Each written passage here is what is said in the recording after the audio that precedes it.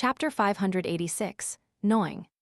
Ultraman Lotto Gyro, his life rapidly slipping away, fell into a daze. Even his thoughts of self-preservation became blurred. In the haze, he vaguely saw Juan Aro, the wrinkled old man, standing in the middle of the sea, waving with a mix of joy and mockery. At that moment, Lumien's voice resonated from the horizon, faint, ethereal, and elusive. "Did you go to Cordu village to confirm the situation?" Cordu village? The time Mad Lady and I visited Nalfi and went there just out of convenience. Lotto Gyro lost focus, and Lumien's figure reflected in his closed eye. With the intent to annoy, he spoke his last words in Highlander. "I've been there with Mad Lady. It was simply for fun, but low-key seemed to have ulterior." "Don't you want to know what happened back then?" "Sure, I'll speak in Highlander. It's your problem if you don't understand. Your fault for not taking this language seriously in the past." Lotto Gyro knew his actions wouldn't practically affect Lumien Lee. This was because Lumien Lee could find someone to perform dream divination, hypnosis, or undergo a real dream when he returned. From there, he could memorize the Highlander he spoke and find a way to translate it into Intijan or ancient Fasak. Still, he just wanted to annoy the other party. About to die, he couldn't care less about future developments. Motives, Lotto Gyro uttered his last word as his life extinguished. In that final moment, he seemed to hear Lumien Lee speaking to him in Highlander. "Thank you." The thank you flowed naturally, carrying a strong sense of mockery. Ultraman Lotto Gyro's intact eye bulged even more, his expression freezing on his face, his breath coming to a complete halt. Lumien's right hand gripped the symphony of hatred once more. Simultaneously, he released his left hand, watching Ultraman's key member's head rapidly detach from the black bone flute with red holes, revealing a sinister and deep blood-red hole. Thud! Ultraman collapsed to the ground. The sticky blood on the black bone flute coalesced and dripped onto his body. After the person who had backstabbed it suffered a fatal wound, Pride Armor stopped moving and stood nearby, resembling an ordinary silver-white full body armor without any special characteristics. Loki had ulterior motives, a motive other than helping the sinners and pulling a prank. As Lumien recalled Ultraman's confession before his death, he bent down to check what items this April Fool's key member had. Of course, he didn't hold much hope. Ultraman Lotto Gyro had disguised himself as the incoming governor of the sea, Simon Gyro, to board the betrothal ship. Carrying no items, his belongings should have been handed over to Mad Lady, allowing her to conceal them using flesh and blood magic in his stomach. However, Mad Lady clearly didn't have the time or opportunity to return the items to Ultraman. This was one of the reasons why Lumien could eliminate Ultraman, a powerful dual pathway beyonder, in such a short period. If Juan Oro hadn't tipped off the sea spawn on the bridal boat beforehand, Lumien would have been forced to stash his traveler's bag, temporarily, with Mr. K. At that moment, Lumien observed a strange transformation in the corpse of Ultraman Lotto Gyro. It swiftly faded, morphing into a semi-translucent, semi-flesh state. Then, like it was being disintegrated by countless tiny creatures, it oozed into the silver metal floor and gradually vanished. Soon, the remnants of flesh, starlight, and sun-like fragments left by Lotto Gyro were absorbed by the silver metallic floor, leaving behind only a sea governor ceremonial robe, shrouded in a faint grayish-white fog. In the blink of an eye, the grayish-white fog got absorbed by the silver metallic floor and the mysterious structure. Lumien attempted unsuccessfully to reclaim something. Is this what it means to return to the sea? But why did this peculiar structure absorb the Priest of Light's beyonder characteristic? Just as Lumien pondered, the sound of metal grinding surrounded him. The pitch-black holes in the surrounding walls, ceiling, and floor once again got concealed by rotating, protruding metal. No more cerulean blue poisonous gas spewed out, saving Lumien the energy to engulf his body in a layer of crimson, almost white flames. Amidst the clanking sounds, two metallic doors ascended, revealing two tunnels leading to different destinations. With the target of the betrayal now gone, the silver-gray behemoth reverted to its normal state. Lumien peered into the depths of the tunnel ahead, his heart involuntarily racing. Badump, he felt inexplicably nervous and uneasy. In Port Santa, the apartment Loki was hiding.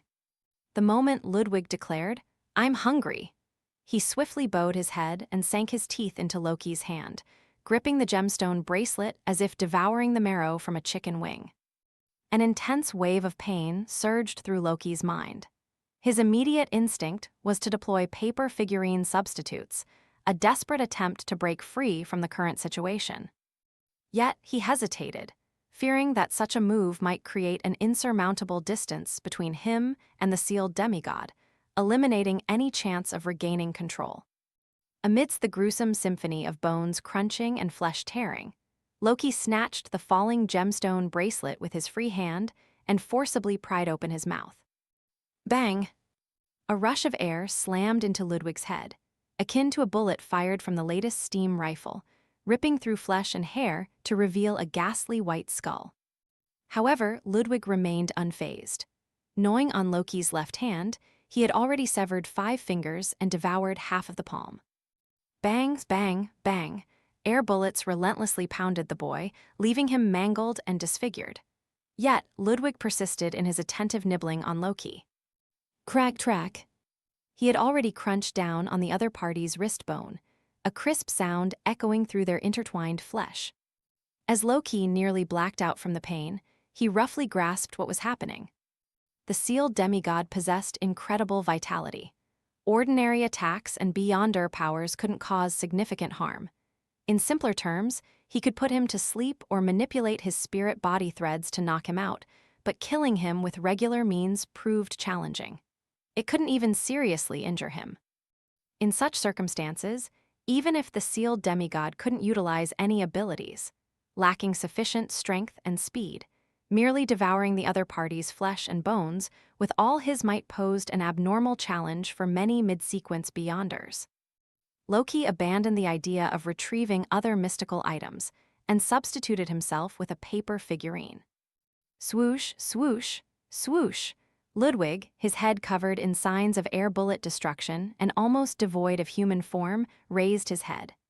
Beside his blood-stained mouth was a piece of white paper that quickly swept into his mouth alongside the blood-colored flesh.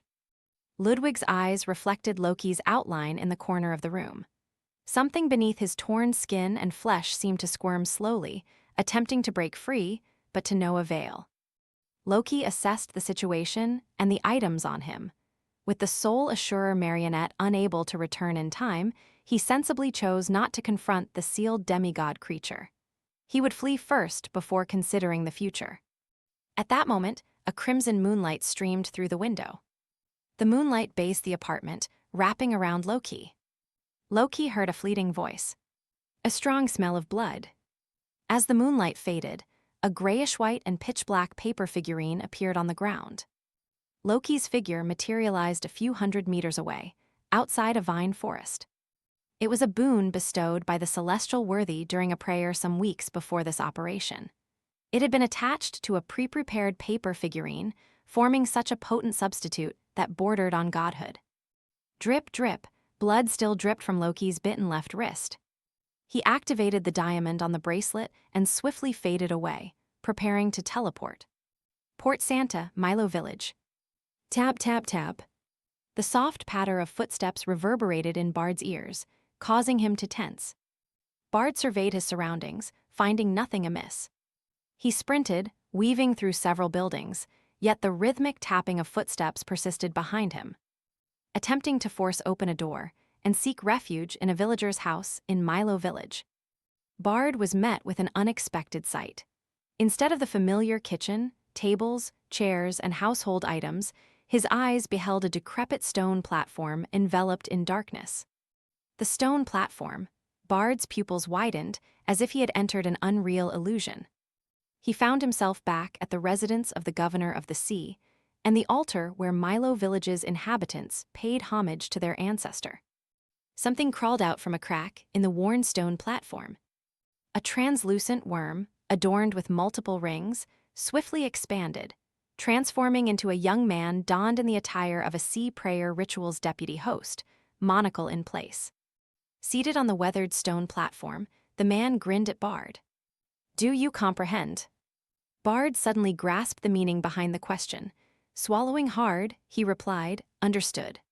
Since the altar had an owner and beyonder creatures residing there, the so called rule that it could only be enchanted once a year for the ring of the Sea Queen clearly didn't hold true.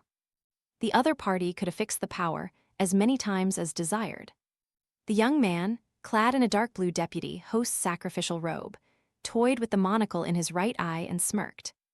Over a millennium, I've molded the rule that the steal ability can only be conferred once a year. Little did I expect to deceive you all in the end.